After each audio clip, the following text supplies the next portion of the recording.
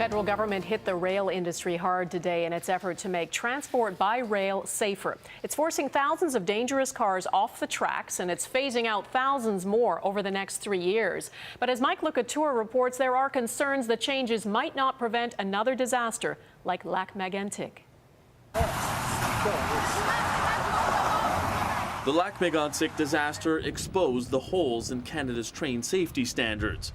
In the weeks following the accident, the Transportation Safety Board found the black tanker cars, the DOT 111s, were prone to puncture and gas buildup.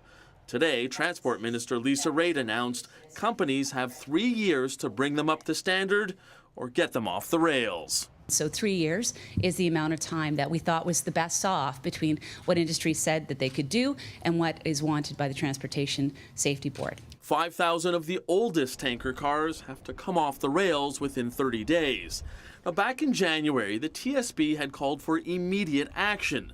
And while Wendy Tadros says today's announcement is strong, she still wants to study the measures, saying, quote, in order to fully assess and rate Transport Canada's responses to these important recommendations.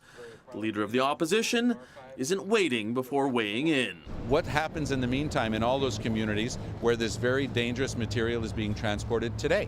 That's the real question. That delay doesn't bother mayors from across the country who are meeting in Ottawa. We're happy about that because we heard before 7 years, 10 years, so that was unacceptable. Transport Canada is also requiring shippers to develop emergency response plans for dangerous materials and is forcing trains carrying those materials to reduce their speed to 50 miles per hour. Now, some say the root cause of the Lac-Megantic disaster was staffing, as just one engineer was in charge of the train that night. Retired rail engineer Daniel Christie is disappointed Transport Canada didn't address that issue today. One person operating a 72-car freight train, one engineer, no one there to aid or assist or give second opinions, nobody else to put on handbrakes.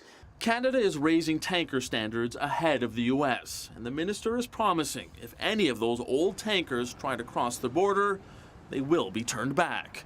Mike Lac-Megantic, Global News, Ottawa.